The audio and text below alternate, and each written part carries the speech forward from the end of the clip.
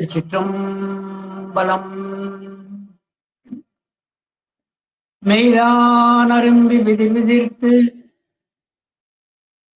விரையார் கழற்கு என் கைதான் தலை வைத்து கண்ணீர் ததும்பி விரும்பி உள்ளம் பொய்தான் தவிர்ந்து உன்னை போற்றி செய்ய செய்ய போற்றி என்னும் தான் நெகிழவிடேன் ஐயா என்னை கண்டுகொள்ளே.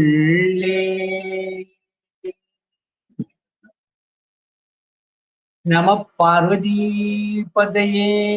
அரகர மகாதேவா. நாடுடைய சிவனே போற்றி, எந்நாட்டவர்க்கும் இறைவா போற்றி.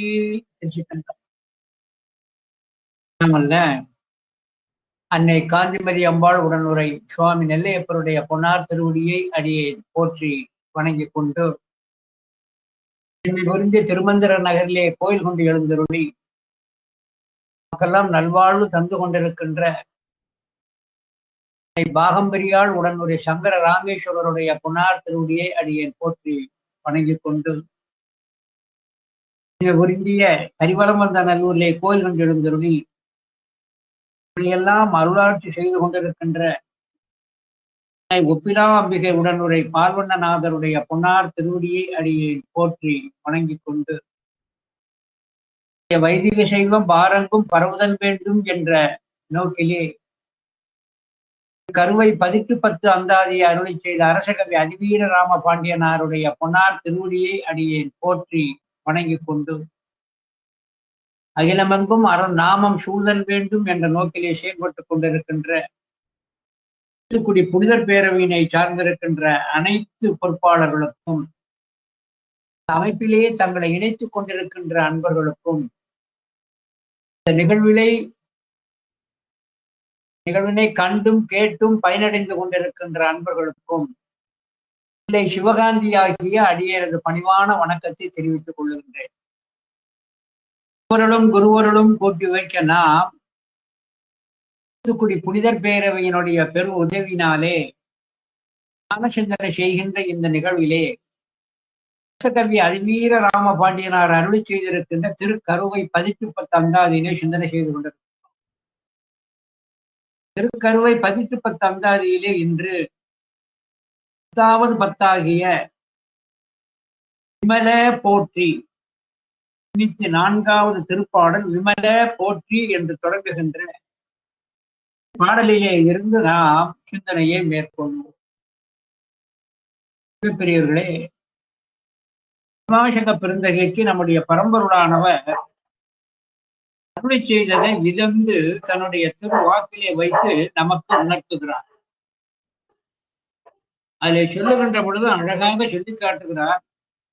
தந்தது உண்டன்னை தந்தது எந்தன்னை சங்கரா ஆர்வலோ சதுரர் அந்தம் ஒன்றில்லா ஆனந்தம் பெற்றேன் யாது நீ பெற்றது ஒன்று என்பால் சிந்தையே கோயில் கொண்ட எம் பெருமான் திருப்பெருந்துறையுரை சிவனே எந்தையே ஈஷா உடல் இடம் கொண்டா யான் இதற்கு இளங்கோர் கைமாறே.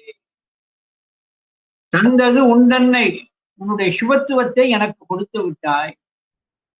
உண்டது எந்தன்னை, என்னுடைய பசு போதத்தை ஆன்ம போதத்தை நீ ஏற்றுக்கொண்டாய்.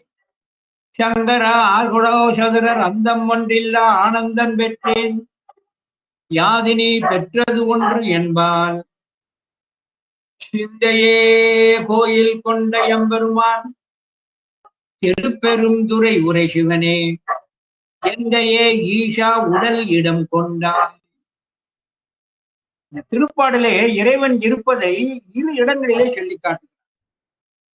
எந்தையே ஈஷா உடல் இடம் கொண்டான், சிந்தையே கோயில் கொண்டார். உடல் என்பது என்ன, கோயில் என்பது என்ன? உடல் என்பது என்ன, அங்கே கோயில் என்பது எதை குறிக்கிறது? இந்த உடல் என்பது ஆலயத்தை குறிக்கிறது. சிந்தை என சொல்லக்கூடியது கோயிலை குறிக்கும், கருவறையை குறிக்கும். எனவே உடல் என சொல்லக்கூடியது ஆலயம். ஆலயம் வந்து நம்முடைய மதில் சுவருக்கு உள்ளே, கருவறைக்கு வெளியே ஆலயம், அது உடல். சிந்தை என சொல்லக்கூடியதுதான் கோயில் என சொல்லக்கூடிய கருவறை. எனவே இந்த கருவறை ஆகிய மனத்திலே வந்து இறைவன் குடிகொள்ளுதல் வேண்டும். எனவே இறைவன் வந்து நம்முடைய மனதை குடிகொள்ளுதல் வேண்டும். இந்த மனத்தைத்தான் பிரதானமாக வைத்து அங்கே சொல்லப்பட்டிருக்கிறது.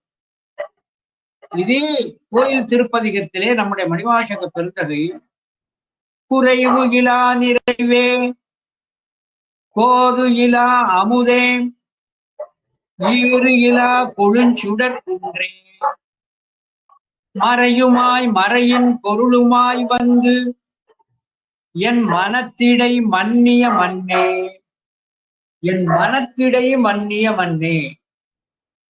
மனத்திலே வந்து நீ நிலை பெற்று விட்டான். எனவே இறைவன் என சொல்லக்கூடியவன் மனதில் குடிபுகுதல் வேண்டும். மனம் என்பதைத்தான் பிரதானமாக வைத்து அங்கே பேசப்படுகிறது. நினைப்பவர் மனம் கோயிலாய் கொண்டவன் என்பதும் அப்பர் பெருமானுடைய திருவாக்கிலே காணப்பட்டது. இந்த மனத்திலே வந்து சிவத்தை இருத்த முடியும். அதற்கு உகந்த பிறவி மானுட பிறவி.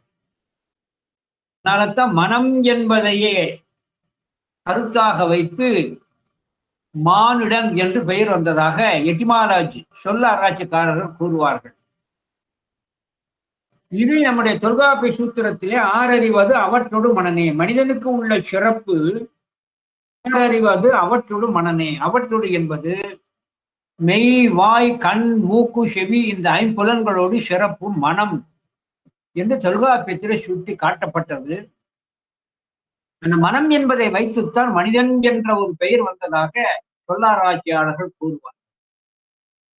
இந்த மனம் என சொல்லுவது எப்படிப்பட்டது என சொன்னால், புலன்கள் வழியே செல்லுகின்ற ஆற்றல், புலன்கள் வழியே செல்லுகின்ற ஆற்றல்.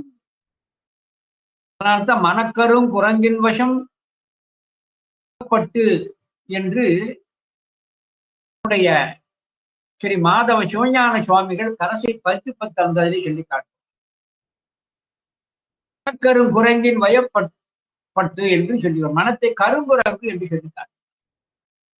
இந்த மனம் எப்படிப்பட்டது என்பதை நம்முடைய உபனிஷத்துக்களிலே விளக்கமாக பேசப்பட்டது.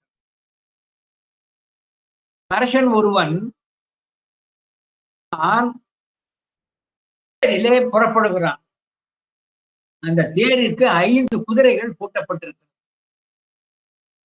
அரசன் தேரிலே அமர்ந்து 5 குதிரைகள் பூட்டப்பட்ட அந்த தேரிலே சென்று கொண்டிருக்கிறான். கவனிக்க வேண்டியது, அந்த தேருக்கு பூட்டப்பட்டிருக்கின்ற 5 குதிரைகளை கடிவாளம் போட்டு அதை கையிலே பிடித்துக் கொண்டால்தான் அரசன் குதிரையினுடைய வாயில் கடிவாளத்தை போட்டு குதிரையை இவன் கயிறை வைத்து செலுத்த வேண்டிய முறையில் செலுத்தினால்தான், அதாவது குதிரை போக்கிலே போகாது தன்னுடைய விருப்பம்படி செலுத்தினால்தான் அரசனானவன் செல்ல வேண்டிய இடத்திற்கு கொண்டு சேர முடியும். அதே போல அரசன் எனப்படுகின்ற ஆன்மா உடல் எனக்கூடிய அந்த தேரிலே 5 புலன்கள் என சொல்லக்கூடிய 5 குதிரைகள் பூட்டப்பட்டது. குதிரையை கடிவாளத்தை கயிறினால் அரசன் கட்டுப்படுத்துவதை போல 5 புலன்களை இந்த மனமானது கட்டுப்படுத்தினால்தான் ஆன்மா செல்ல வேண்டிய குறிக்கோள் உடைய அந்த இடத்தை சென்று செல்லும். அதனாலே தான் நம்முடைய நூல்களிலே மனதிற்கு பொறிவழி செல்லாது பொறிகளை நம்வயப்படுத்துதல் வேண்டும் என்று சொல்லப்பட்டது. பொறிகளை நம்வழி பயப்படும். அதற்காகத்தான் விரதங்கள் என்று சொல்லப்பட்டது. விரதங்கள் என சொல்லப்பட்டது மனம் பொறிவழி போகாது விரதங்களால் உண்டி சுருங்கல். மனம் பொறிவழி போகாது விரதங்களால் உண்டி சுருங்கம் என்று அங்கே சொல்லி காட்டப்பட்டது. இந்த மனம் என சொல்லக்கூடியது எத்தனை அளவிற்கு வலிமை உடையது என்பதை சம்பவத்தை குறிப்பிட்டு காட்டுகிறேன். திருவஞ்சிக்காலத்திலே சுந்தரமூர்த்தி சுவாமிகள் வெள்ளை யானை மீது ஏறி கையிலை புறப்படுறார். அறிந்த நம்முடைய சேரமான் பெருமான் நாயனா பிரிந்து வாழேன் என சொல்லி நம்முடைய திருவஞ்சைக்களத்தை நோக்கி சேரமான் பெருமான் நாயனார் புறப்படுகிறார். குதிரையிலே புறப்படுகிறார். அந்த குதிரையிலே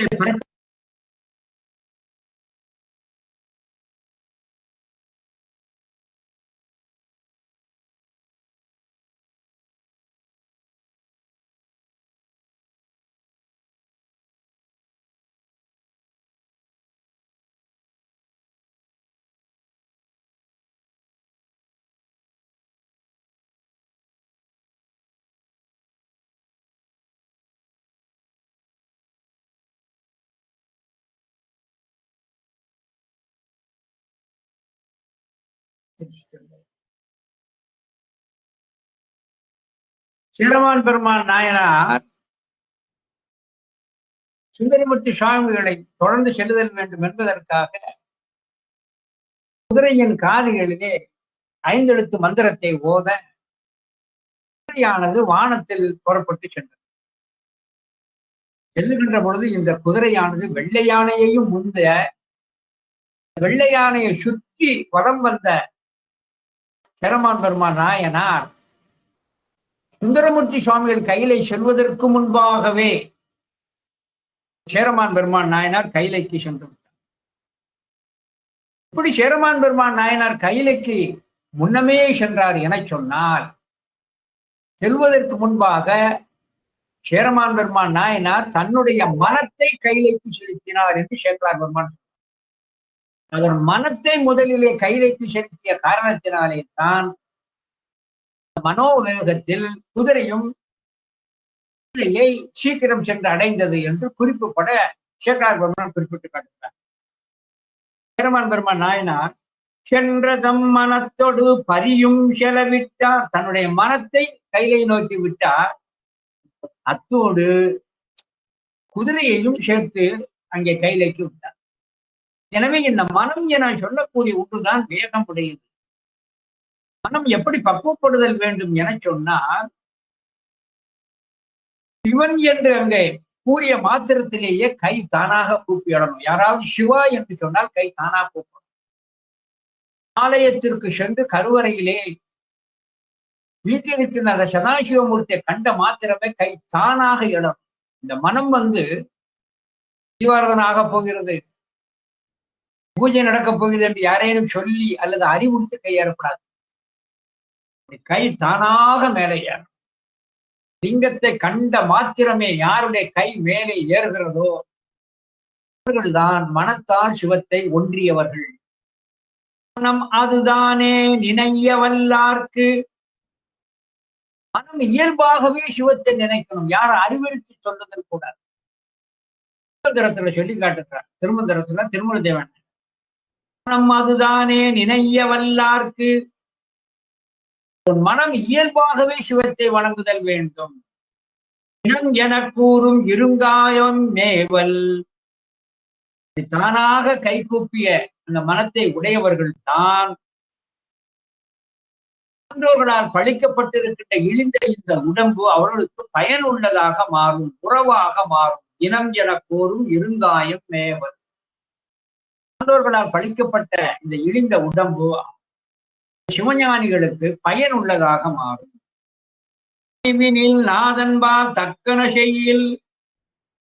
இந்த மனம் சிவத்தை பற்றிய மாத்திரமே கை வணங்கி செய்ய வேண்டியதை செய்தல் வேண்டும். தக்கன செய்தல். தக்கன எது? தாரை தாரையாக கண்ணீர் வழிந்து கீழே விழுந்து விழுந்து வணங்கி தழுதலுக்கு இறைவனை தோத்திரம் செய்தல் வேண்டும். நாதன்பால் தக்கன செய்யில் புனிதன் செயலாகும் போத புவிக்கே. அதுவும் சிவச்செயலால் தான் கிட்டும் என சொல்லிக்காட்டு. எனவே இறைவனை கண்டவுடனே கை கூப்புதல் வேண்டும். இப்பொழுதுதான் இந்த உடம்பினை பெற்ற பயன் அங்கே இந்த ஆன்மா அடைகிறது. இறைவனுக்கு தக்கன எதுவென உண்டோ, உரியது ஏதோ அதையெல்லாம் நாம் முறையாக செய்தல் வேண்டும் என்று அத்தோடு மட்டுமல்லாது இந்த ஆன்மா அந்த மனத்தை துணை கண்டு எந்த அறிவோடு வணங்குகிறதோ அந்த அறிவிற்கு ஏற்ப இறைவன் அருள் செய்வான். அதான் ரொம்ப முக்கியம். திருமந்திரத்துல சொல்லி காட்டுவார், எவ்வாறு காண்பான் அறிவு தனக்கு எல்லை. மனத்தினுடைய துணையை கண்டு இந்த ஆன்மா எந்த அறிவு எல்லையை, ஞான எல்லையை வைத்து வணங்குகிறதோ அவ்வாறு அருட்செய்வன் ஆதிபரந்தானும் திருமந்திரத்துல சொல்லி காட்டுவார். எவ்வாறு காண்பான் அறிவு தனக்கு எல்லை, எவ்வாறு அருட்செய்வன் ஆதிபரந்தானும். இந்த மனம் ஒருமைப்பட்டு எந்த அறிவோடு எந்த அளவு எல்லையிலே இந்த ஆன்மா வணங்குகிறதோ ஏற்பட்டு அருள் செய்யும். ஆகையினாலே இந்த அறிவும் மனமும் ஒன்றுபடுதல் வேண்டும். அறிவு ஒன்றுபட்டால்தான் மனம் ஒன்றுபடும். மனம் சரியாக இருந்தால்தான் அந்த அறிவு பயன்படும். சிவத்தை அறிகின்ற அந்த அறிவு இருக்கிறதே, அது மனத்தால் ஏற்படும். அறிவன் எல்லைக்குத்தான் சிவன் கற்றுக் கொடுப்பார். எல்லாரும் ஒரு கேள்வி கேட்கிறாங்க, கண்ணப்பனுக்கு 6 நாளிலே அருள் கிடைத்தது, கண்ணப்பன் 6 நாள்ல அருள் கிடைத்தது அப்படின்னார். கண்ணப்பன் 6 நாள்ல அருள் கிடைத்தது. ஆனா சிவகோஸ்வரியா அதற்கு பின்புதான் அவருக்கு திருவருள் கிடைத்ததுன்னு சொல்லிக் கொண்டு கண்ணப்ப தேவநாயனாருக்கு அருள் கிடைத்ததற்கு காரணம் 2. 6 நாள்ல கிடைச்சதற்கு காரணம் 2. 1, பூர்வத்திலேயே ஏற்கனவே சிவபூஜை செல்வார் அர்ச்சுனனாக இருந்தபோது. அந்த பக்தியினது தொடர்ச்சி. பூர்வத்திலே சிவபக்தியிலே முதிர்ச்சி அர்ச்சுனனாக இருந்த பொழுது. இப்பொழுது கண்ணப்பனாக வருகின்ற பொழுது அந்த பூஜையின் தொடர்ச்சி. எனவே பண்டுதற்றே இவர் சிவபூஜை செல்வராக இருக்கிறார். அத்தோடு மட்டுமல்லாது கண்ணப்பனுடைய நிலை எப்படி என சொன்னால், அழகாக சேக்கிழார் சொல்றார், சிவபெருமான் சொன்னதாக சேக்கிழார் கண்ணப்ப நாயனார் புராணத்தில் சொல்றார், அவனுடைய அறிவு எல்லாம் நம்மை அறியும் அறிவு என்று. அவனுடைய அறிவு என சொல்லக்கூடியது நம்மை அறியக்கூடிய அறிவு என்று சொல்லி காட்டுகிறார். ஆக அந்த அறிவின் எல்லையை வைத்துத்தான் இறைவன் அருள் செய்கிறார். இந்த ஆன்மாவானது தன்னுடைய அறிவிலே எப்படி எந்த வடிவிலே நினைச்சாரோ அந்த வடிவிலே அருள் செய்வார். அதான் ஷாரூபம்னு சொல்லக்கூடாது. இறைவனை வணங்குகின்ற ஆன்மா தன்னுடைய அறிவிலே சிவமாகவே அங்கே மனத்தை கண்டு அவன் வழிபடுகின்ற பொழுது சிவனது வடிவமாகிய ஷாரூபம் கிடைக்கும். அம்மையினுடைய வடிவத்தையே கொண்டு அந்த அறிவோடு அம்மையை வழிபடுகின்ற பொழுது அம்மையினுடைய வடிவம் இவனுக்கு கிடைக்கும். முருகப்பெருமானையே மனதிலே உண்ணிக்கொண்டு அந்த அறிவோடு வழிபடுகின்ற பொழுது முருகப்பெருமான் வடிவம் கிடைக்கும். இதுதான் ஷாரூபம் என்று சொல்லக்கூடிய ஒன்று. எனவே அந்த அறிவின் எல்லைக்குத்தான் அது கிடைக்கும். உதாரணமாக எடுத்துக்கொண்டால் திருவிசைப்பால ஒரு செய்தி வருகிறது. கரூர் தேவர் அருளி செய்திருக்கின்ற திருச்சாட்டிய கொடி. கரூர் தேவர் அருளி செய்திருக்கிற திருச்சாட்டிய கொடியில ஒரு செய்தி சொல்லி காட்டுகிறார். சாட்டிய கொடி என்றால் என்ன? எப்பொழுதுமே சில செய்திகளை நாம கூடுதலாக தெரிந்து கொண்டால்தான் அந்த பதிகம் சொல்லுகின்ற கருத்து மனதிலே ஆழமாக பதிவு. கரூர் தேவர் அருள் செய்திருக்கிற திருவிசைப்பா திருச்சாட்டியக்குடி பதிகம். சாட்டியம் என்பது ஜாட்டியம் என்று சொல்லக்கூடிய வட சொல். ஜாட்டியம் என்று சொல்லக்கூடியது சுரநோய். சுரநோயை தருகின்ற ஜுர தேவதையை அங்கே கொடுக்கிறது. அதனால்தான் ஜாட்டியம் என்று அங்கே சொல்லி காட்டும். 2வது சாண்டில்ய மகரிஷி வழிபட்ட காரணத்தினாலே சாண்டில்யம் என்பது ஜாட்டியம் என்று தெரிந்ததாகவும் சில ஆராய்ச்சியாளர்கள் குறிப்பிடுவார். இந்த தலத்திலே அக்னி பகவான் வந்து வழிபட்டு இறைவனை கண்ணால் கண்டவர். அக்னி தேவன் இறைவனை வழிபட்டு கண்ணால் கண்டார். அக்னி தேவன் சிவத்தை வழிபடுகின்ற பொழுது அவனை வழிபடுவதற்கு கிடைத்த தன்னுடைய வடிவத்தை நினைத்து கொண்டு வழிபட்டார். இதான் இந்த இதுல கொஞ்சம் வித்தியாசமான செய்தி. தன்னுடைய வடிவத்தை நினைத்தார். ஏன்? கிடைத்திருக்க அரிய இந்த மானுட தேகத்தை வைத்துத்தானே இன்று வணங்குகின்றது என்று மானுட பிறப்பை வியந்தும் தன்னுடைய அக்னி வடிவத்தையும் நினைந்து கொண்டு சிவத்தோடு ஒன்று இருந்தார். அப்படி ஒன்று இருந்த காரணத்தினாலே அந்த அக்னி பகவானுக்கு காட்சி கொடுத்த அந்த பெருமானானவர் எப்படி காட்சி கொடுத்தார்? அந்த அக்னி தேவன் வடிவத்திலேயே காட்சி கொடுத்தார். அதான் இந்த சாட்டியக்குடியினுடைய ஒரு சிறப்பு. அக்னி தேவனுக்கு அவனது வடிவத்திலேயே பெருமான் காட்சி கொடுத்திருக்கிறார். இதே திருவிசைப்பா ஆசிரியர் அந்த கருவூர் தேவரானவர் இந்த செய்தியை அழகாக சொல்லி காட்டுகிறார் திருச்சாட்டியக்குடி பதிகத்திலே. திருமகன் முருகன், சிவனுக்கு மகன் புதல்வன். தேவியேல் உமையாள், உமை அவளுக்கு துணைவி. திருமகள் மருமகன் தாயாம், அங்கே மன்மதனுக்கு தாய் யார்? இலக்குமி.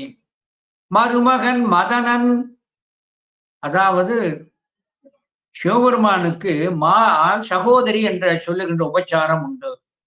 புருஷ சக்தி இல்லையா, சகோதரி.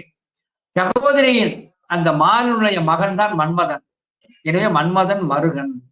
மாமனேல் இமவான், பர்வதராஜன் மாமன். மலையுடை அரையன் தம் பாவை, தரு மலி வளம் சிவபுரன் தோழன். அம்மை உமையவள் கொடுக்க கொடுக்க செல்வத்தை பெற்று பெருஞ்செல்வனாக இருக்கின்ற குபேரன் சிவனுக்கு தோழன்.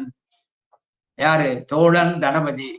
சாட்டிய குடியார், அந்த சாட்டிய குடியாருக்கு வடிவம் என்ன? அக்னி தேவன் தன்னுடைய வடிவத்தை சிவன் காட்டினார் சொல்லி காட்டுகிறார். இருமுகம், கடல் 3, 7 கைத்தலம், 7 இருக்க இருந்த ஈசனுக்கே, 7 இருக்க இருந்த ஈசனுக்கே. சாட்டியக்குடி என்பது தலத்தின் பெயர். 7 இருக்கை என்பது கோயிலின் பெயர். எப்படி மதுரை தலத்தின் பெயர், ஆலவாய் கோயிலின் பெயரோ அதே போல கரூர் தலத்தின் பெயர், ஆனிலை கோயிலின் பெயரோ அதே போல மயிலை தலத்தின் பெயர் கபாலீச்சரம் ஆலயத்தின் பெயர். தில்லை தலத்தின் பெயர் கோயில், அந்த ஆலயத்தினுடைய பெயர். இப்படி அந்த சாட்டியக்குடியிலே இருக்கின்றார் நம்முடைய பெருமான். இருமுகம், அக்னி தேவனுக்கு 2 முகம். சில செய்திகளை நம்ம தெரிஞ்சுக்கணும். அக்னி தேவனுக்கு 2 முகம். அவ்வியம் கவ்வியம். அவ்வியம் என சொல்லக்கூடியது தேவர்களுக்காக கொடுக்கக்கூடிய அவிர்வாகத்தை ஏற்று தேவர்களிடம் சேர்ப்பிப்பவன். கவ்வியம் அந்த திருமுகம் பிதர்களுக்காக நாம் செய்யக்கூடிய அவைகளை எல்லாம் ஏற்று அந்த கவ்வியம் முகம் பிதர்களிடம் அந்த பலனை கொண்டு போய் சேர்க்கிறது என்று அங்கே அழகாக அங்கே சொல்லி காட்டுகிறார். எனவே தன்னுடைய அறிவு எல்லையிலே அக்னி தேவன் தன்னையே அவன் நினைந்து, அந்த உடலை நினைந்து வியந்து இறைவனை பூஷித்த காரணத்தினாலே அந்த அக்னி தேவன் அந்த வடிவத்திலே காட்சிப்படுத்திருக்கிறார். எனவே இந்த அறிவு என சொல்லக்கூடியது சைவத்தில் ரொம்ப ஒரு அவசியமான ஒன்று. மனமும் அறிவும் ஒன்றுபடுதல் வேண்டும். அந்த அறிவு எப்படி வேறுபடுகிறது என்பதற்கு ஒரு சின்ன உதாரணம். ராவணன் குபேரனிடம் இருந்து பறித்த புஷ்ப விமானத்தை தான் இவர்ந்து உலகத்துல வலம் வர்றான். பெரிய கைலை மலை வந்து விட்டது. மலை வந்து விட்டது என்றால் இவன் என்ன செய்தல் வேண்டும்? அந்த மலையை வலம் வந்து பின்கூடிய வழிய போயிடலாம். மலையை கடக்கணும்னா அந்த மலையை வட்டம் அடித்து வலம் வந்து அப்படி போய்விடலாம். ஆனால் இவனுடைய அறிவு என்ன தோன்றுகிறது? எப்பேற்பட்ட வல்லமை பொருந்திய நான் செல்ல முடியாதபடி இந்த மலை குறுக்கே நிற்பதோ என்று அறிவிலே கீழ்த்தனமாக நினைச்சிட்டான். என்னை இந்த மலை வந்து மறுப்பதோ, தடுப்பதோ, இடையூறு செய்வதோ என்று வலம் செய்கின்ற இணர்வே அந்த அறிவிலே இல்லை. அதைத்தான் ஞானசம்பந்தர் பெருமான் தோணிபுரம் பதிகத்துல அந்த 3வது திருமுறையில சொல்லி காட்டுகிறார். வள்ளல் இருந்த மலை அதனை, கைலை மலையினை வலம் செய்தல் வாய்மையென உளம் கொள்ளாது, அதை வலம் செய்து போக வேண்டும் என்று அவன் அறிவிலே அன்று பட்டு இருந்தால், அந்த மனத்திலே அவன் நினைத்திருந்தால் அவனுக்கு இடர்பாடு இல்லை. வள்ளல் இருந்த மலை அதனை வலம் செய்தல் வாய்மையென உள்ளம் கொள்ளாது கொதித்து எழுந்து, என்னை இந்த மலை தடுப்பதோ என கொதித்தெழுந்து அன்று எடுத்தோன் உரம் நெறிய மெல்ல விரல் வைத்து, தன்னுடைய வல்லமையை பெரிதென கருதிய அந்த ராவணனுடைய செருக்கை அடக்கியவனே என சொல்லி காட்டுறான். அதுல என்னன்னா மனம் என்ன நினைச்சுதான், இதே ஞானசம்பந்தர் பெருமான் திரு ஓத்தூர் பதிகத்துல அந்த 1வது திருமுறையில சொல்லி காட்டுகிறார்.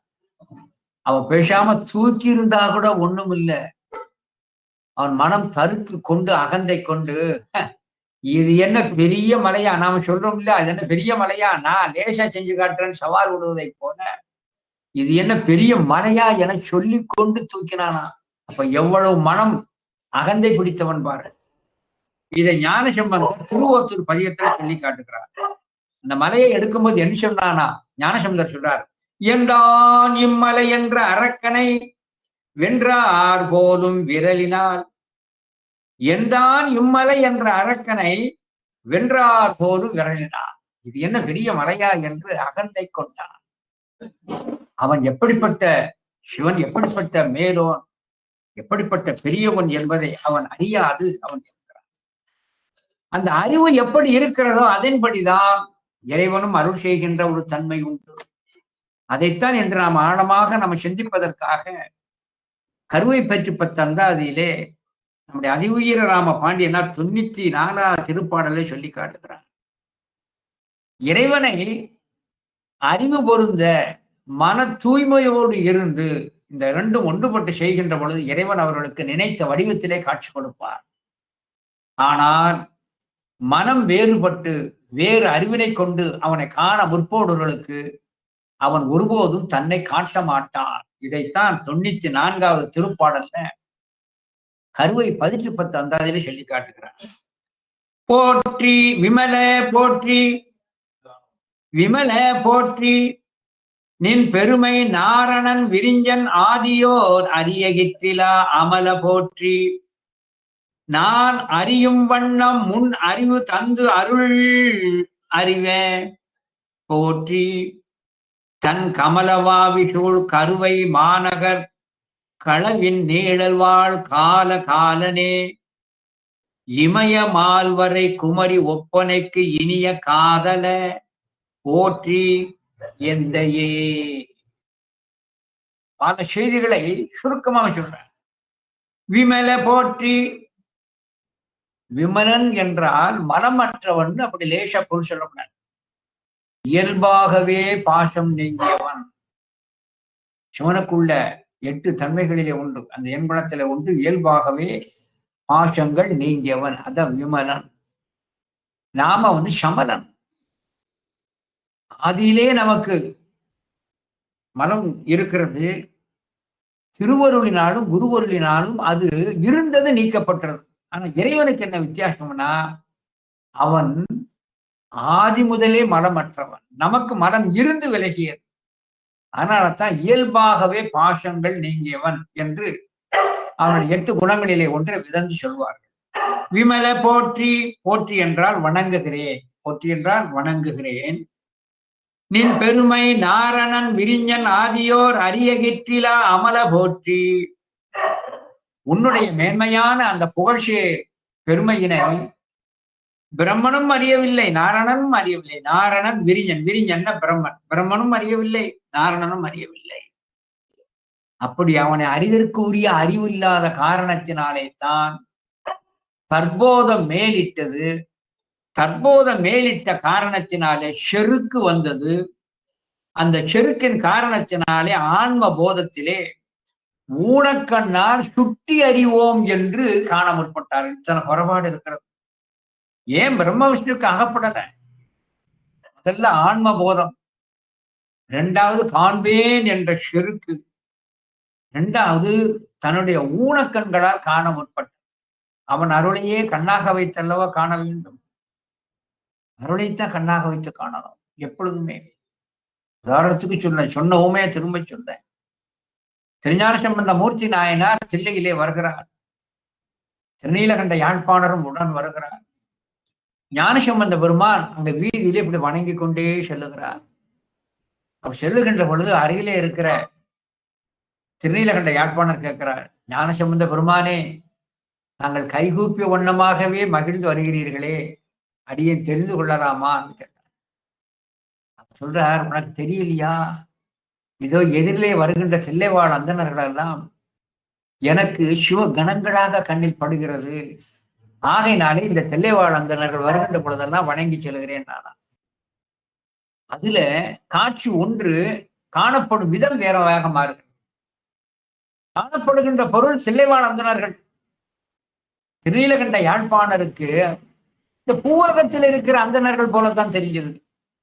ஆனா ஞானசம்பந்த பெருமானுக்கு அவர்கள் சிவகணங்களாகப்பட்டது, சிவகணங்களாகப்பட்டது. ஆகையினாலே தான் ஒரு கண் ஞானக்கண். ஆகையினாலே தான் ஞானசம்பந்த பெருமான் திருநீலகண்ட நாயனாருக்கு திருக்கண் நோக்கம் செய்து, இப்பொழுது நீர் இந்த தில்லைவாழ் அந்தணர்களை காணும் என சொல்ல, அந்த ஞான கண்ணை திருநோக்கத்தால் கொடுக்க திருநீலகண்ட யாழ்ப்பாணர் வருகின்ற தில்லைவாழ் அந்தணர்களை சிவகணங்களாகவே கண்டார். இதே போலத்தான் அமினந்தி அடிகள் முதல்ல பார்க்கின்ற பொழுது ஏதோ அடியார்கள் போர் தெரிந்தது திருவாரூர்ல திருமணல் இடத்துல நடந்த திருவிழாவில். ஆனா இறைவன் உணர்த்திய பண்பு அதே திருமணல் இடத்திற்கு சென்று பார்க்கின்ற பொழுது அங்கு உள்ள அடியார்கள் எல்லாம் சிவ கணங்களாகப்பட்டது. எனவே காணுகின்ற கண் ஞான கண்ணாக இருந்தால்தான் காணும் கண்ணுடையார் சிவஞான கண்ணுடையார்.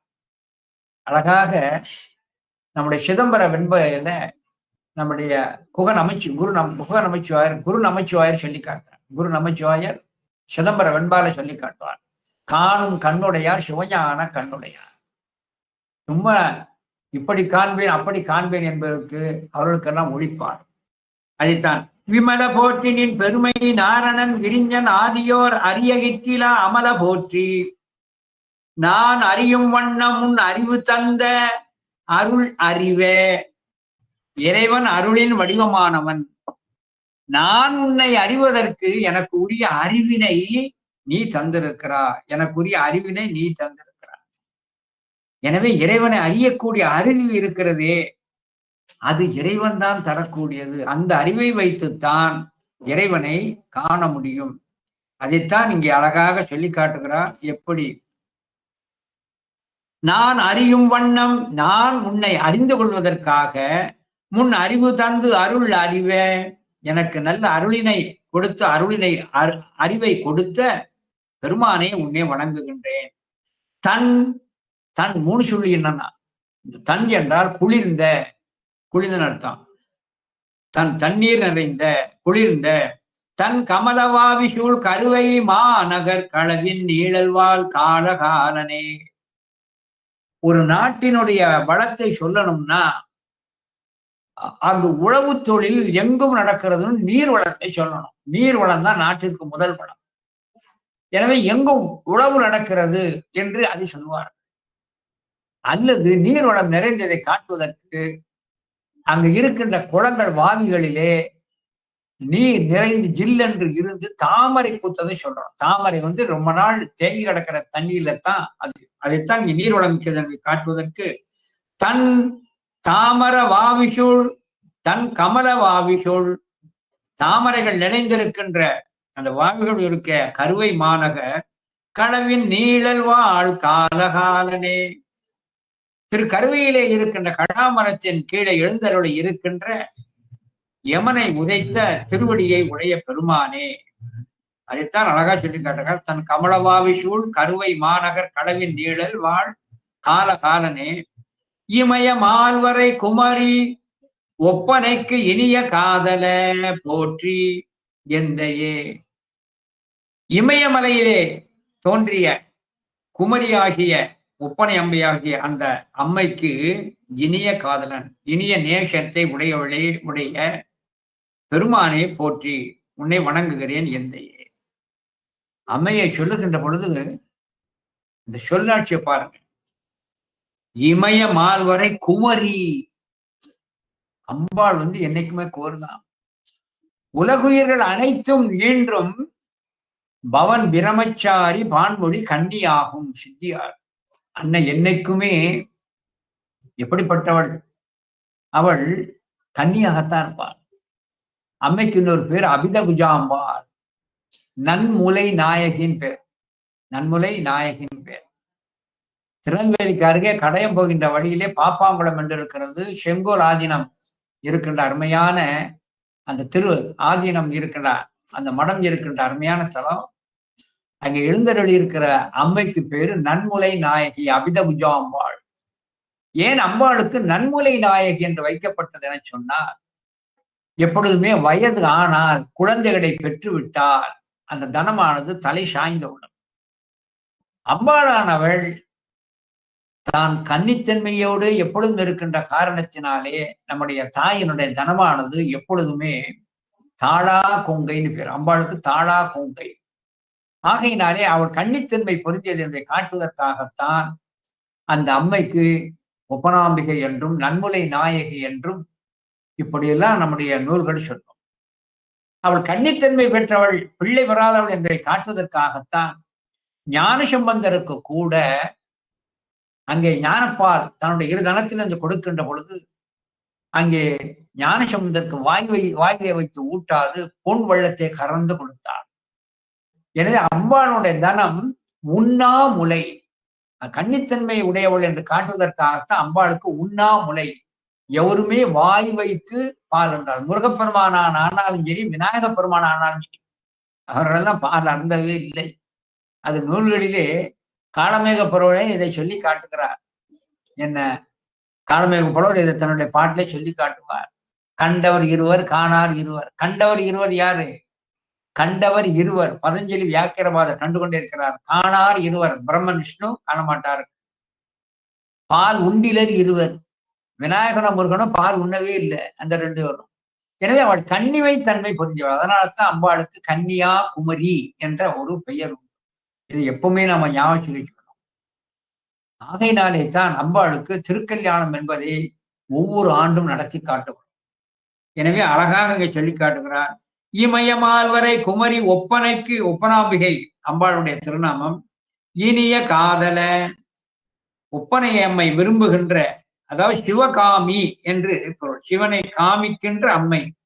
இனிய காதல போற்றி எந்தையே, எந்தையே தந்தையே உன்னை நான் வணங்குகிறேன் என்று அழகாக அந்த பெருமானை நம்முடைய அதிவீரராம பாண்டியனார் அங்கே அழகாக தோத்திரம் செய்கிறார். அடுத்து 95வது திருப்பாடல். இறைவன் எப்படியெல்லாம் உபகாரம் செய்கிறார், ஈன்றாளுமா எனக்கு தாயுமா எந்தையுமா என்று இப்படி நாவுக்கரசு சுவாமிகள் நம்முடைய பெருமானை பலவாறாக துதிக்கிறார் இல்லையா? அப்பன் நீ, அம்மை நீ, அன்புடைய மாமனும் மாமியும் நீ என்று சொல்வதை போல நம்முடைய அதிவீரராம பாண்டியனார் அந்த பார்வண்ண நாதரை எப்படியெல்லாம் துதிக்கிறார் பாருங்க. எந்தையாயினாய் குறவன் நாயினாய் இறைவன் நாயினாய் போற்றி, என் மன பந்தம் ஆயினாய் வீடும் ஆயினாய் பரமும் ஆயினாய் போற்றி, தென்புல சந்தமால் வரை தமிழ் முனிக்கு உமைதனை மணந்த மெய்கோலம் காட்டினாய், சுந்தர புயத்து அழகு போற்றி, நல் சோதி பால்வனத்து ஆதி போற்றியே. தந்தையே ஆயினாய், எனக்கு தந்தை ஆகினார். ஒரு தந்தை தன்னுடைய பிள்ளைகளுக்கு எந்தெந்த காலத்திலே எதை கொடுக்க வேண்டுமோ அதை குழந்தை கேளாமலே கொடுக்கும். தந்தை கொடுவாதான் தந்தையினுடைய கடமை. குறிப்பிட்ட வயசுல வளர்ந்து வருகின்ற போது அவனுக்கு டவுசர் வாங்கி கொடுத்து போடுன்னு சொல்றது தந்தை தான். 5 வயது ஆன உடனே அந்த குழந்தையை தோளிலே தூக்கி கொண்டு பள்ளிக்கூடத்திலே சென்று ஆசிரியரிடம் சேர்ப்பதும் தந்தை தான். ஒரு திருவிழா வருகிறது, ஒரு பண்டிகை வருகிறது என்றால் அந்த குழந்தைக்கு வேண்டிய துணிமணிகளை கொடுத்து, இன்னும் அவனுக்கு என்னென்ன வேண்டுமோ அதை கேளாமலே கொடுத்து நிறைவு செய்வர் தந்தை தான். எனவே தேவை அறிந்து தானே கொடுப்பது தந்தை போன்ற பணி. எனவே தந்தை ஆயினாய் குறவன் ஆயினாய். குறவன் என்றால் இறைவன் தான் உயிர்களுக்கு ஞானத்தை கொடுத்தல் வேண்டும். இறைவன் தான் உயிருக்கு ஞானம் கொடுக்கணும். தானாக ஆன்மா பெற முடியாது, இறைவன் கொடுக்கின்றான். அதனால்தான் நற்குஞ்சரக்கன்று நன்னில் கலைஞானம் கற்கும் சரக்கன்று காணும். இறைவன் அருள் இருந்தால் அன்று இந்த ஞானம் மனத்திலே சித்திக்காது. எனவே ஒரு உயிருக்கு ஈடேறுவதற்கு வேண்டிய அந்த ஞானத்தை கொடுப்பதிலே நீ குறவன், அதாவது குருவாக இருக்கிறாய். குறவன் ஆயினாய் இறைவன் ஆயினாய், என்னை அடிமையாக கொண்டு ஆழ்வதில் பொறுமையாகினார். அடிமையாக கொண்டு என்னை ஆழ்வதில் நீ அரசனாக இருக்கிறாய். ஒரு எஜமானன் ஒருவனுக்கு தனக்கு அடிமைப்பட்டு இருக்கின்ற அடிமைக்கு எது தேவையோ அதை வற்றாது கொடுப்பான். ஆகையினாலே தான் இறைவனை சொல்லுகின்ற பொழுது, நீ ஆள்பவன், நான் ஆளப்படுபவன். உயிருக்கும் இறைவனுக்கும் உள்ள தொடர்பு எது என்று சொன்னால் பல இருக்கிறது. இறைவன் கொடுப்பவன், உயிர் பெறுபவன். இதே போல இந்த உயிர் என சொல்லக்கூடியது இறைவன் ஆள்பவன், உயிர் ஆளப்படுபவன், அடிமை. இந்த அடிமைதான் ரொம்ப முக்கியம். இந்த அடிமைத்தனத்தை ஆன்மாக்கள் உணரணும். சிவன் ஆள்பவன், நாம் அடிமை. ஆகையினாலே அகத்தியர் தேவார திரட்டுல 8 பகுப்பில கடைசியாக முடிவு எதிலே வருகிறது? அடிமை. அடிமை என்றோம். உயிர்கள் சிவத்திற்கு அடிமை. எப்படி? கேவல நிலையில இருந்தது உயிர் அறியாது. சகல நிலையில அடிமை என்பதை குருவினால் உணரும். அப்படி உணர்ந்த பின்பு முத்தி நிலையிலும் உயிர் சிவனுக்கு அடிமை. அதை உணரணும் ஆன்மா. எனவே இந்த உயிர் என சொல்லக்கூடிய எப்பொழுதுமே இறைவனது ஆளுகைக்கு கீழே தான் உள்ளது. அதனால்தான் இறைவன் ஆயினாய் போற்றி, என் மனபந்தம் ஆயினாய். மனபந்தம், மனபந்தம் என்றால் என் மனத்திற்கு பற்றுக்கோடாக இருப்பது ஒன்றாக நீ ஒருவன் தான். ஆன்மாக்கு பற்றுக்கோடு சிவம் ஒருவனே என்று இந்த மனத்தை சிவத்தோடு பந்தப்படுத்தணும். ஆகையினாலே தான் என் மன பந்தம் ஆயினாய், எனக்கு பற்றுக்கோடாய் ஆயினாய். அடுத்து வீடும் ஆயினாய். வீடு என்றால் விடுபடுதல். மாயையிலே அகப்பட்ட எனக்கு விடுவிக்கின்ற பந்தமும் வீடும் ஆயினான் கான். மணிவாசகர் சொல்லி காட்டுகிற பந்தமும் வீடும் ஆயினானை திருப்பொற்சொன்னத்துல மணிவாசகரும் குறிப்பிடுகிறார். ஆகையினாலே இந்த மனத்திற்கு பற்றுக்கோடும் அவன், மாயையை பற்றி இருக்கின்ற என்ன இந்த மாயையிலிருந்து விடுவிப்பனும் நீயே. ஆகையினாலே தான் மாமாயா நீ மாமாயா. திருவள்ளு கூற்றிருக்கையில நம்முடைய ஞானசம்பந்தர் சொல்றார் இல்லையா, மாமாயா நீ மாமாயா, என்னை மாயையிலிருந்து விடுவிப்பாயாக. எனவே தன்னை மாயையிலிருந்து விடுவிப்பனும் அவனே. வீடும் ஆயினாய், பரமும் ஆயினாய் போற்றி. பரமும் ஆயினாய் போற்றான விரும்பப்படுகின்ற மேலான பொருளே, உனக்கு வணக்கம் சொல்லுகிறேன். தென்புல சந்தமால் வரை பூமி கோளகத்திலே தென்திசையிலே இருக்கின்ற மால் வரை, இந்த பொதிகை மலையில் இருக்கின்ற தமிழ் முனிக்கு அகத்திய மகரிஷிக்கு உமைதனை மணந்த மெய்க்கோலம் காட்டினாய். நீ திருக்கையிலே உமையோட திருக்கல்யாணம் செய்த அந்த காட்சியினை அகத்திய மகரிஷிக்கு புதிய மலையிலே வந்து காட்டினாய். சுந்தரபுயத்து அழகு போற்றி. சுந்தரபுயத்து அழகு போற்றி. பேரழகு பொருந்தி இருக்கின்ற உன்னுடைய திரு தோள்களுக்கு வணக்கத்தை சொல்லுகிறேன். சுந்தர உயர்த்து அழகு போற்றி. நல் சோதி. நல் சோதி. நல் சோதி என்றால் உயிர்களுக்கு எப்பொழுதுமே இதத்தையே செய்கின்ற, உலகியலிலே இருக்கின்ற ஜோதி எப்படிப்பட்டது என சொன்னால் அது சுடுகின்ற தன்மை. அது கூடவும் செய்யும், குறையவும் செய்யும். நாம ஏதாவது எண்ணெயும் திரும்பி போட்டுக்கிட்டு இருக்கணும். இது நல் சோதி என சொல்லக்கூடியது உயிர்களை சிவத்தோடு ஐக்கியப்படுத்துகின்ற சோதி. இதான் ஞானசம்பந்தர் ஐக்கியமான அந்த நல்லூர் பெருமணத்தில் எழுந்த சோதி. மணிவாசக பெருந்தகை திருப்பெருந்துறையிலே இருக்கின்ற பொழுது அந்த வாவியிலே தோன்றிய சோதி. அதில்தான் மணிவாசகனை தவிர எல்லோரும் சென்றடைந்தார்கள். புகழ் சோழ மன்னனானவன் அந்த பொற்தட்டிலே புன்சடையை ஏந்தி கொண்டு வலம் வந்து உள்ளே புகுந்தது இந்த நல் சோதி. அது சுடாது, நம்மை துன்புறுத்தார், சோமாம் தன்மையைத்தான் கொடுக்கும். ஆகையினால்தான் அழகா சொல்ல நல் சோதி. பால்வண்ணத்து ஆதி. புராணனாக இருக்கின்ற பால்வண்ணநாதனே உன்னை போற்றுகின்றேன் என்று அழகாக அங்கே சொல்லி காட்டுகிறார். ஆதினின் திருத்தொண்டு காதலித்து அறிவு சென்று மற்றாக 96வது பாட்டு. ஆதினின் திருத்தொண்டு காதலித்து அறிவு சென்ற மற்றாகனின் புகழ் ஓதி செய்யுளில் குறை உரைத்தது இங்கு ஒன்றும் நின் செவிக்கு உற்றதில்லையோ. காதல் நண்புடை கவிஞன் ஏவலும் கங்குலில் கலல் கால் சிவப்புற தூது சென்றவா போற்றி. நாள்தோறும் தொழும் அவருக்கு அருள் கருவை ஐயனே. இறைவனது மேலாம் கருணையை கூறி தனக்கு அந்த கருணை கிட்டவில்லையே என்று ஒரு ஏக்கத்தை வெளிப்படுத்துகின்ற அருமையான ஒரு பாடல். ஆதினின் திருத்தொண்டு காதலித்து மூலமாகிய முதற் பொருளாக இருக்கின்ற பெருமானே ஆதி, நீ திருத்தொண்டு காதலித்து, திருத்தொண்டுனா அவனை சென்று வணங்குவதும் வாயார தோத்திரங்கள் செய்வதும், அதைத்தான் செய்து கொண்டிருக்கிறேன். நீ திருத்தொண்டு காதலித்து அறிவு சென்ற மட்டாக, எனக்கு நீ அறிவுறுத்தியதன் பயனாக அந்த திருவுருளையை துணையாக வைத்து அறிவு சென்ற மட்டாக நின் புகழ் ஓது செய்யுளில், உன்னை புகழ்கின்ற நான் புனைந்த சொல்மாலை ஆகிய அந்த செய்யுளிலே குறை உரைத்தது இங்கு ஒன்றும் என் செவிக்கு உற்றதில்லையோ. நான் உன்னை நோக்கி துதித்த அந்த சொல் மாலைகளிலே எனக்கு இருக்கின்ற குறைகளையெல்லாம் நான் கூறினேனே, அது உன் கண்ணிலே படவில்லையோ, காதிலே படவில்லையோ. கூறிய புகழ்மொழி கேட்டது, ஆனால் என்னிடம் இருக்கின்ற குறையை நிவர்த்தி செய்ய என்ற விண்ணப்பம் திருச்செவிக்கு எட்டவில்லையோ என்று அழகா கேட்கிறார். ஆதி நின் திருத்தொண்டு காதலித்து அறிவு சென்ற மட்டாக நின் புகழ் ஓது செய்யுளில் குறை உரைத்தது, குறைன்னு என்னுடைய குறையினை உரைத்தது இங்கு ஒன்றும் நின் செவிக்கு உற்றதில்லையோ. நான் கூறியது உனக்கு செவிக்கு இல்லை. உயிர்கள் தன்னை நோக்கி சொல்லுகின்ற குறைபாடுகளைத்தானே சொல்லால் சொல்லுவார். அதை கேட்பது உன் செவி அல்லவோ. உயிர்கள் என்ன சொல்லுகின்றார்களோ அதை கேட்பதுதான் செவி. ஆகையினாலே தான் தன்னுடைய சொற்கள் எல்லாம் சிவத்திடம் சென்று அடைகின்ற அந்த செவியை சிறப்பித்தார் ஞானசம்பந்தர் பெருமான். சோடுடைய செவியன். அதற்கு உரை எழுதுகின்ற பொழுது சேக்கலார் எழுதுகிறார், உயிர்களுடைய சொல்களெல்லாம் சென்று அடைகின்ற செவி ஆதலினாலே செவியை சிறப்பித்து என்று அழகாக இங்கே சொல்லி காட்டுகிறார்.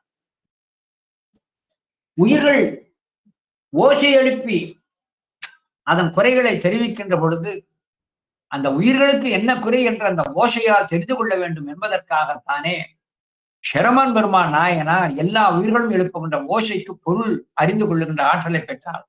அதனால்தான் அவர் களனிட்டு அறிவார் என்ற பெயரும் பெற்றிருக்கிறார். எனவே செவி என்பது ஒருவருடைய குறையை கேட்கக்கூடியதற்கு உள்ள சிறப்புடைய ஒரு அங்கம். பெருமானே, உன்னை துதித்த மொழியினாலே அந்த மொழிக்குள்ளே என்னுடைய குறைகளை கூறியும் தேவரின் சிறு செவிக்கு அது எட்டவில்லையோ என சொல்லிட்டார். எப்படி அழகாக ஆதினின் திருத்தொண்டு காதலித்து அறிவு சென்ற மட்டாக நின் புகழ் ஓது செய்யுளில் குறை உரைத்தது இங்கு ஒன்றும் நின் செவிக்கு உற்றதில்லையோ. உன்னுடைய செவியிலே தேவரி அது எட்டவில்லையோ.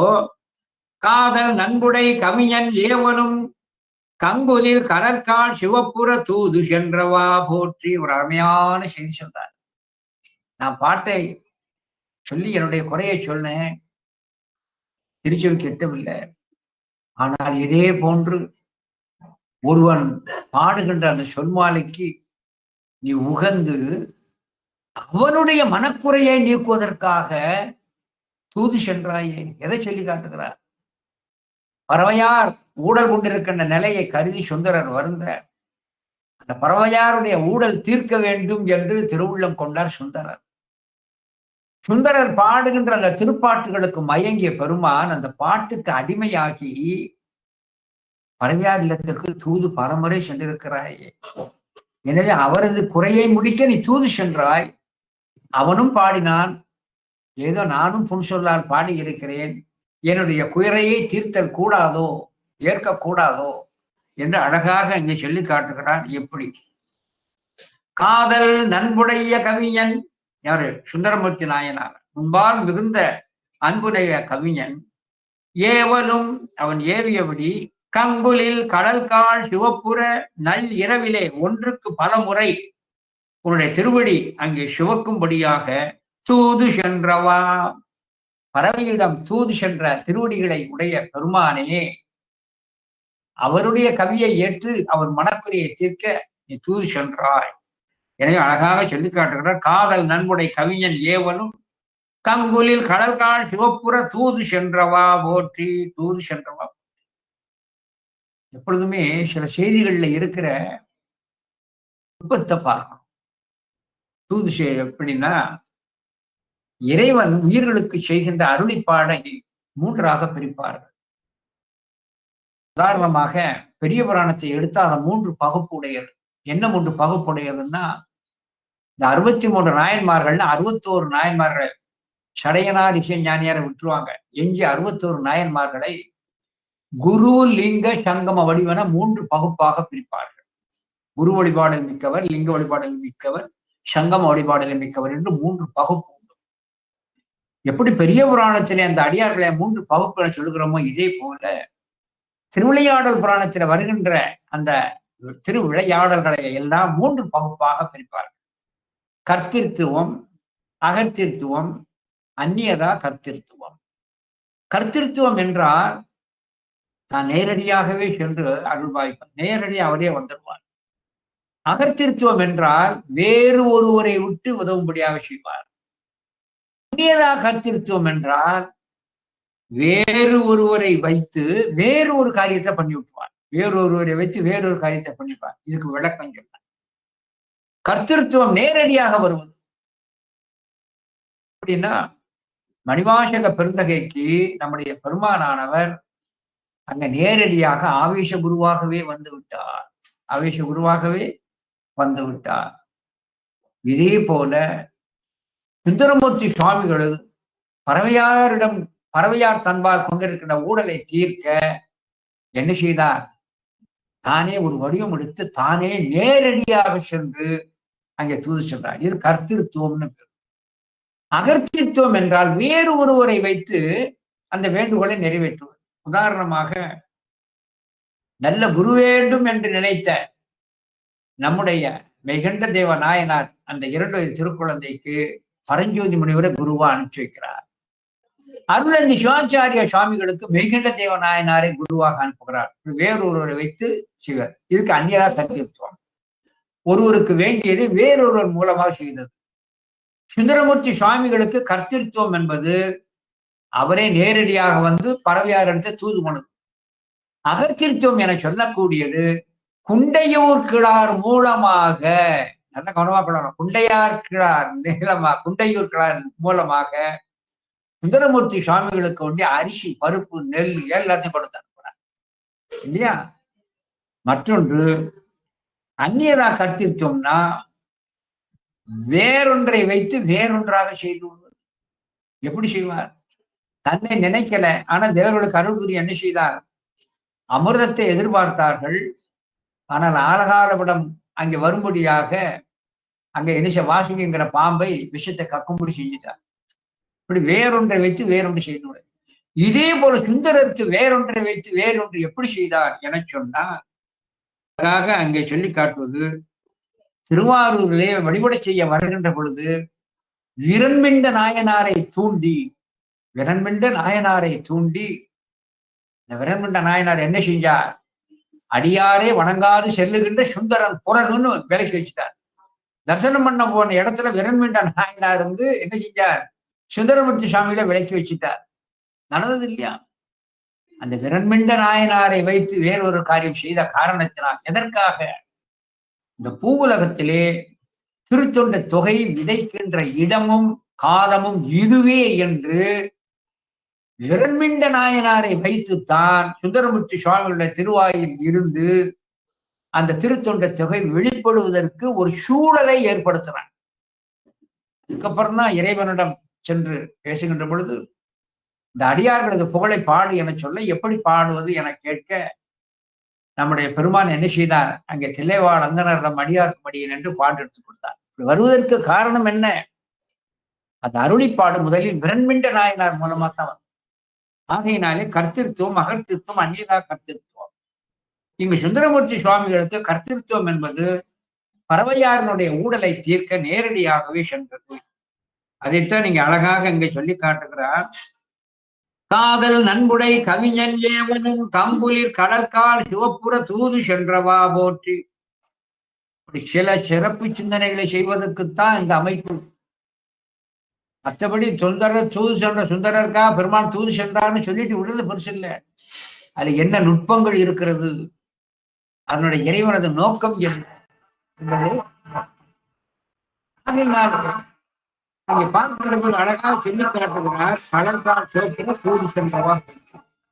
நாள்தோறும் தொழும் அவருக்கு அருள் கருவையானே. நாள்தோறும் தொழும் அவர் யாரெல்லாம் இந்த இடைவிடாது தினமும் தொழுகின்றார்களோ அவர்களுக்கு அருள் செய்கின்ற பெருமானே உன்னை வணங்குகின்றேன். அதான் இறைவனது பெருந்தன்மை. யாரெல்லாம் உன்னை இடைவிடாது தொழுகிறார்களோ அவர்களுக்கு அருள் செய்வார். என்ன குறிப்பு பொருள்?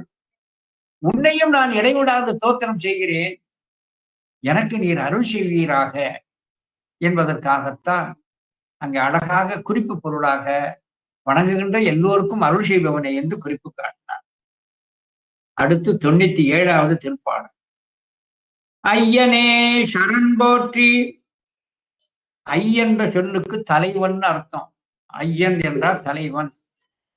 என் ஐ முன் நில்லன்மின் படைச்செருக்குல வான்குழல் உள்ளுன்னு சொல்லலாம். ஐன தலைவன் அர்த்தம். ஐயா, ஐ என்பது தலைவன், ஆ என்றால் ஆன்மா. உயிர் கூட்டங்களுடைய தலைவன் என்பதைத்தான் சிவனை ஐயா என்று சொல்வது உண்டு. ஐயானே ஆட்கொள்ளும் விளையாட்டு.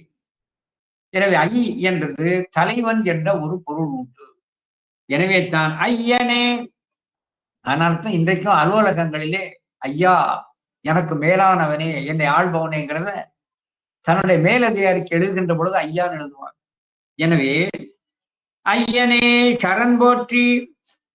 மேலானவனே உன்னுடைய திருவடிக்கு வணக்கம். என்னை ஆள் அப்பனே சரண் போற்றி. என்னை ஆளுகின்ற என் தந்தை போன்றவனே உன் திருவடியை வணங்குகிறேன். என்னை ஆள் அப்பனே சரண் போற்றி. என்னை ஆளுகின்ற என் தந்தையான சரண் உன்னுடைய திருவடியை வணங்குகிறேன். இதுல அப்பன் என்பதற்கு அப்பு என்பது கங்கையை குறித்தது. அப்பன் என்பது கங்கையை சூடிய அந்த கங்காதரனையும் குறித்தது. அப்பன் என்றால் தந்தை என்ற பொருளும் வரும். மற்றொரு பொருள் அப்பன் என்றால் அப்பனை, நந்தியை, ஆரா, அமுதை திருமந்திரத்துல வரும். அப்பன் என்பது அப்பு என்பது தண்ணீரை குடித்து கங்கையை சூடியிருப்பவன் என்ற பொருள். என்னையாள் அப்பனே சரண் போற்றி. பொய்யிலா மெய்யனே சரண் போற்றி. பொய்யிலா மெய்யனே. பொய்யிலா மெய்யனேன்னா பொய்மனத்தோடு வழிபடுகின்றவர்களுக்கு பொய்மையாக இருப்பாய், மெய்யன்பு உடையவர்களுக்கு நீ மெய்யனாக வெளிப்படுவாய். எனவே மெய்யன்பர்களுக்கு நீ பொய்யிலா மெய்யன். மெய்யன்பர்களுக்கு பொய்யிலா மெய்யன் சரண் போற்றும் திருவடியை வணங்குகிறோம்.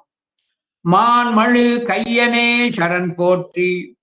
மான் மழுவினை தன்னுடைய திருக்கரத்திலே ஏந்தி இருக்கின்ற பெருமானே உன்னை வணங்குகிறேன். மான் என்பதற்கு புராண ரீதியிலே உண்டிருக்கிறது, தத்துவ ரீதியிலே உண்டிருக்கிறது.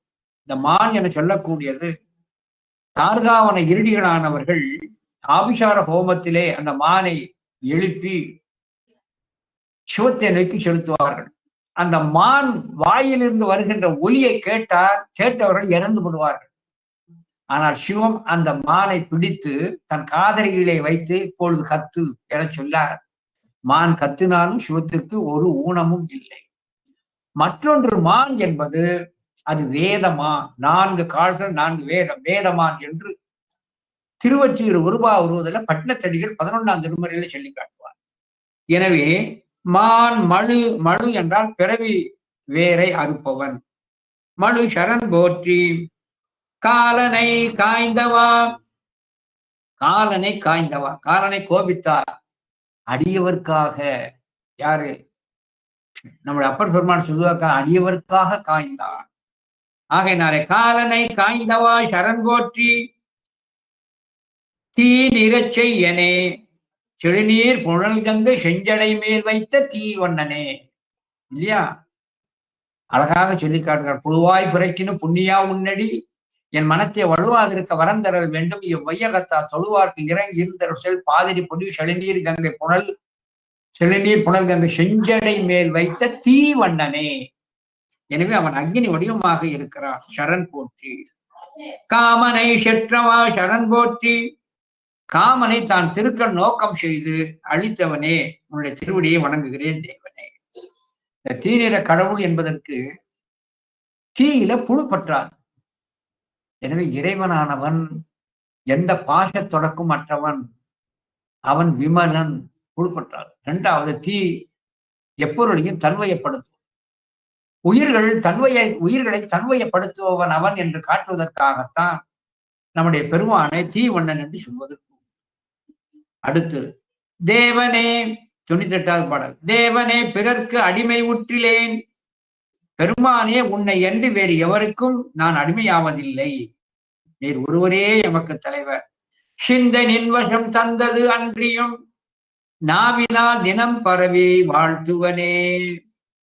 என்னுடைய மனம் வாக்கு காயம் மூன்றையும் உன்வசம் தந்து விட்டேன். சிந்தை நின்வசம் தந்தது அன்றியும் நாவினால் வாக்கினால் பரவி வாழ்த்துவேன். உன் திருமுனரை வந்து நான் வீழ்ந்து வணங்குகின்றேனே. எனவே மனம் வாக்கு காயம் மூன்றினாலும் உன்னை வணங்குகின்றேன். நாளும் என் குறை தீர்ப்பது ஆர்களோ. உன்னுடைய அடிமையாக இருக்கின்ற எனக்கு என்னிடம் இருக்கின்ற குறைகளை யார்தான் தீர்ப்பது என்று அழகாக விண்ணப்பம் செய்கிறார். நாளும் என் குறை தீர்ப்பது ஆர்களோ. காவல் மூ அரண் கனல் கொளித்திட கருணை செய்திடும் கடவுள் போற்றி. 3 காவல்களை கொண்டிருக்கின்ற அந்த திரிபுரத்தை நீ அழித்தாய். ஆனால் நிலை பிசகாது நெறியிலே நின்ற அங்கே அந்த மூவருக்கும் அருள் புரிந்தவன் நீ அல்லவோ. எல்லோரையும் அழித்தினாய்.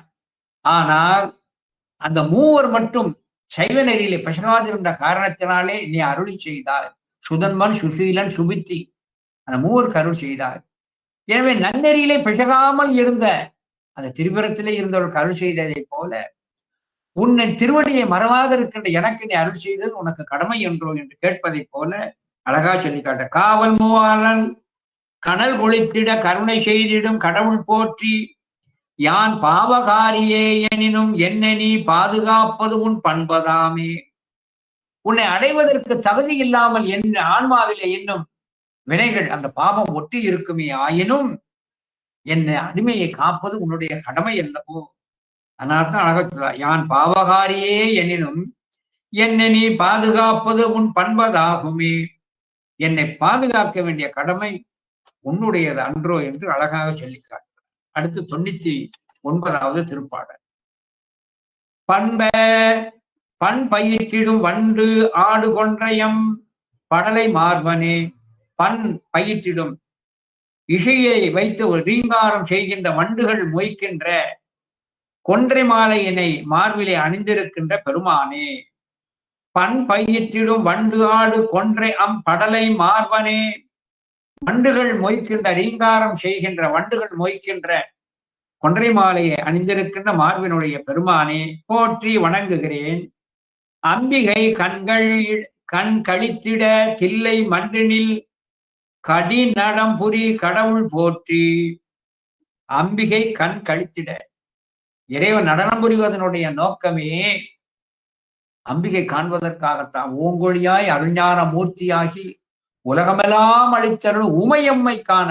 சிவபிரகாசத்துல கொற்றமடி உமாவதி சிவாச்சாரியார் உலகெல்லாம் அளித்தருள் உமையம்மை காண அந்த அம்மை காணும்படியாக திருநடனம் செய்பவனே. அம்பிகை கண் கழித்திட தில்லை மன்றினில் கடி நடம்புரி கடவுள் போற்றி. பூ செண்பக செழும் காவில் வேரி சூழ் தன் கலாவனத்து அடிகள் போற்றி. செண்பக மலர்கள் நிறைந்திருக்கின்ற சோலைகளை உடைய இந்த கரிசூழ்ந்த மங்கலத்திலே எழுந்தருளி இருக்கின்ற பெருமானே உன்னுடைய திருவடியை வணங்குகின்றேன். பூஞ்செண்பகம் செழும் காவில். செண்பகம், இந்த பூக்களிலே செண்பகத்துக்கு ஒரு விசேஷம். அதில் வண்டு சென்று விழாது, வண்டு விழா மலர் என்று அதற்கு பேர். அதனால அந்த வண்டு விழா மலர்ல தூய மலர்கள்.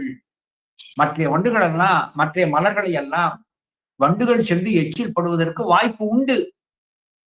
ஆனால் செண்பக மலரிலே மட்டும் வண்டு விழாத காரணத்தினால் மேலான புனிதமானது.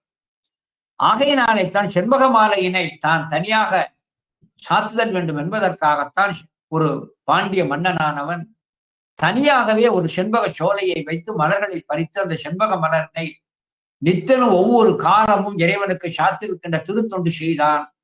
செண்பக மாலை சேகரிக்க சோலைகளையும் வைத்து தானே சேகரித்து கட்டி இறைவனுக்கு சாத்திய காரணத்தினாலேத்தான் அந்த பாண்டிய மன்னனுக்கு செண்பகமாற பாண்டியன்னு பேர். தர்மிக்கு பொற்குழி கொடுப்பதற்கு சொன்னவர் அல்லவா. எனவே செண்பகமாறன், அந்த செண்பக மலர் சொல்லக்கூடியது அவ்வளவு விசேடமானது. மீ விண் பறிப்பவன் தொழுத நம்பனே. நீ இது விண் பறிப்பவன் தொழுத நண்பனே. அழகாக அங்கே சொல்லி காட்டுகிறான். தேவேந்திரன் வணங்குகின்ற மீன மேல் உலகத்திலே இருக்கின்ற அந்த தேவேந்திரன் வணங்குகின்ற நம்பனே. வெள்ளை மேனியாய் போற்றி போற்றியே. வெள்ளை மேனியா என்பது பொதுவாக திருநீற்றை குறிக்கும். ஆனால் இங்கே பால்வண்ணநாதர் என்ற ஒரு பொருளிலே வருகிறது. எனவே பால்வண்ணநாதனை உன்னை வணங்குகிறேன் என்று அழகாக அங்கே சொல்லிக்காட்டு. அடுத்து 100வது திருப்பாடல். 100வது திருப்பாடல் ஈற்றுப்பாடல். இந்த திருப்பாடலோடு இந்த திருக்கருவை 10 அந்தாதியை நிறைவு செய்ய இருக்கின்றோம். வெள்ளை மேனியாய் போற்றி. வெண்ணிற வண்ணனே. ஏற்கனவே குறிப்பிட்டோம் இல்லையா? பால்வண்ணநாதர், பால்வண்ணநாதராக இருக்கின்ற பெருமானை போற்றி. வெள்ளை மேனியாய் போற்றி. ஒப்பனை மேவு மார்பனே போற்றி. ஒப்பனாம்பிகை பொருந்திய திரு மார்பினை உடையவனே. எப்பொழுதுமே கணவன் மனைவியை சொல்லுகின்ற பொழுது மனைவியின் தோள் சாய்ந்தவனே, கணவனின் மார்பில் சாய்ந்தவனே என்று இப்படி சொல்லுகின்ற ஒரு மரபு உண்டு. ஏன்னா ஒருவர் தோளில் ஒருவர் சாய்வது அந்த கணவன் மனைவி உறவுக்கு மட்டும்தான் உண்டு. ஆகையினாலத்தை இங்க அழகாக சொல்லி காட்டுகிறான். வெள்ளை மயினியாய் போற்றி. ஒப்பனை மேவு மார்பனை போற்றி போற்றி. பூங்கல் அலம்பு தன்களாவின் நீழலில் கருணையங் கடல் போற்றி. கல் என்று சொல்லக்கூடியது தேனை குறிக்கும். கல் என்று சொன்னால் தேனை குறிக்கும். மது என்று சொன்னாலும் தேனை குறிக்கும். பூவில இருக்கின்ற அது எதுன்னா ஒரு சின்ன குறிப்பு தெரிஞ்சுக்கிடுங்க. இந்த வேடவர்கள் என்ன செய்வார்கள்?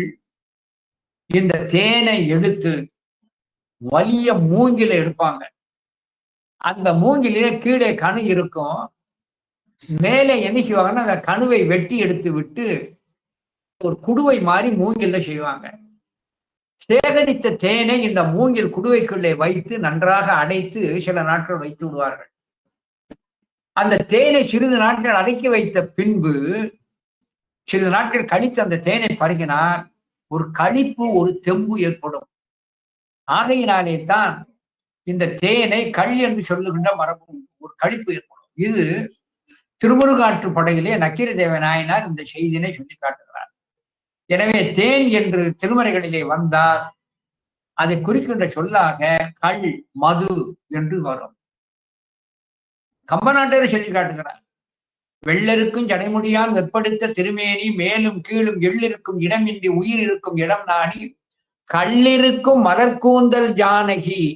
கல்லிருக்கும் மலர்கூந்தல் ஜானகி மனச்சிறை கறந்த காதலினால் உள்ளிருக்கும் என கருதி உடல் புகுது தடவியதோ ஒருவன் வாழிவார். கம்பநாட்டார் அங்கே சொல்லி காட்டுவார். மண்டோதரி சொல்றார், உடம்ப ஏன் இப்படி சல்லடி கண்ணாக ராமன் பறித்தான் என்றால், தேன் பொருந்திய மலர்களை அணிந்திருக்கின்ற சீதையை நீ மனதிலே வைத்திருக்கின்றாய் என்பதற்காகத்தான். உடம்புல ஒரு இடத்திலும் அந்த நினைவு இருக்கக்கூடாது என்பதற்காக சல்லடை கண்களை போல உன்னுடைய உடம்பை ராமன் சிதைத்து விட்டான். கல்லிருக்கும் மலர்கூந்தல் ஜானகினார். கல் என்றால் தேன். ஆகையினால இங்க அழகாக சொல்லி காட்டுகிறார் நம்முடைய பெருமான். கல்லளம்பு தன்களவின் நீழலில் தேன் சென்றுகின்ற கலாமரங்கள் நிறைந்திருக்கின்ற அந்த மரத்தின் நீழலில் கருணை கடலாக வீட்டிருக்கின்ற கடவுள் போற்றி. பால்வண்ண நாதனே உன்னுடைய திருவடியை வணங்குகிறேன். நான் உள்ளம் ஒன்று நின்று அடி வலித்திட உதவி செய்தவா போற்றி. நான் ஒருமைப்பட்ட மனத்தோடு மனம் வாக்கு காயம் மூன்றினாலும் ஒருமைப்பட்டு உன்னுடைய திருவடியை வழுத்த எனக்கு உதவி செய்தவா. நான் உள்ளம் ஒன்றி நின்று அடி வழுத்திட உதவி செய்தவா போற்றி. என்ன அர்த்தம்? இறைவனை மனவாக்கு காயம் 3 நாளும் ஒன்றுதல் வேண்டும். அதனாலதான் அழகாக சொல்லி காட்டார். உள்ளம் ஒன்றி நின்று அடி வலித்திட உதவி செய்தவா போற்றி. இன்புற தெள்ளு செந்தமிழ் கருவை மாநகர் செல்வ போற்றி. அழகா என்று சொல்லி காட்டுகிறார். தெளிந்த செந்தமிழ் நிறைந்திருக்கின்ற, இன்புற தெள்ளு செந்தமிழ் நிறைந்திருக்கின்ற கருவை மாநகர் செல்வ போற்றி. கரை நகரிலே எழுந்தருளி இருக்கின்ற முத்து செல்வத்தை உடைய பால்வண்ண நாதனே உன்னுடைய திருவடியை வணங்குகிறேன். பால்வண்ண நாதனே உன்னுடைய திருவடியை வணங்குகிறேன். நின் சீர்கள் போற்றியே, உன்னுடைய பெரும் புகழுக்கு வணக்கத்தை தெரிவிக்கிறேன் என்று அழகாக இங்கே சொல்லி காட்டினார். இந்த ஒரு பாட்டை நான் பாடி முடித்து சிந்தனை நிறைவு செய்கிறேன். வெள்ளை மேனியாய் போற்றி, ஒப்பனை மேவு மார்பனே போற்றி போற்றி, பூங்கள் அளம்பு தன் களவின் நீழலில் கருணையங் கடவுள் போற்றி போற்றி, நான் உள்ளம் ஒன்றி நின்று அடி வழுத்திட உதவி செய்தவா போற்றி, என்புற தெள்ளு தென்தமிழ் கருவை மாநகர் செல்வ போற்றி, நின் சீர்கள் போற்றியே. இந்த 100வது பாடல்ல ஈற்று அடி நின் சீர்கள் போற்றி. இதில் வரக்கூடிய இந்த ஷீர் என்பது இந்த கருவை பற்றி 10 அந்தாதியின் முதல் பாடல்ல ஷீரார் கமல சேவடி என்று தொடங்கும். எனவே இந்த ஷீரார் கமல சேவடி என்று இந்த முதல் பாடலிலே சென்று இந்த ஈற்று அடி மண்டலித்தது. அந்தாதின்னா செய்யுள் இருக்கிற கடைசி பாடல் அடுத்த பாடலுக்கு முதல் வரணும். அந்த பந்தியத்திலே வருகின்ற அந்த அந்தாதியின் கடைசி பாடலில் வருகின்ற கடைசி சொல் பாடலின் தொடக்க முதல் சொல்லோடு சென்று மண்டலிக்கணும். அதைத்தான் இங்கே என் சீர்கள் போற்றிய என்று வருவதிலே ஷீர் என சொல்லக்கூடியது முதல் பாடலிலே ஷீரார் கமலச்சேவடி என்பதிலே சென்று மண்டலித்தது என கூறி, திருவருளும் குருவருளும் துணை நிற்க நான் நம்முடைய புனிதர் பேரவையினுடைய பெரும் உதவியினாலே அடியன் சிற்றறிவிலே பட்டதன்படி அதிவீர ராம பாண்டியனார் அருளி செய்திருக்கிற திருக்கருவை 18 அந்தாதியினை எனக்கு இயன்ற மட்டும் தெரிந்த சொற்பொருளை கூறி திருவருளும் குருவருளும் கூட்டி வைக்க இந்த திருக்கருவை 18 அந்தாதி சிந்தனை இத்தோடு நிறைவு பெறுகிறது என்பதை கூறி, அந்த திருவருளுக்கும் குருவருளுக்கும் அடியேன் நன்றியின் காணிக்கையாக அடிபணிந்து வணங்கி நிறைவு செய்கின்றேன். நன்றி, வணக்கம். திருச்சிற்றம்பலம். வாழ்க மன்னவன் செங்கோல் மலைமுகில், வாழ்க நான்மறை வாணர்கள் நானிலம், வாழ்க வாழ்க வைதிக செல்வ மலர்த்திரு, வாழ்க அஞ்செழுத்து உண்மை நன் மந்திரம். திருச்சிற்றம்பலம்.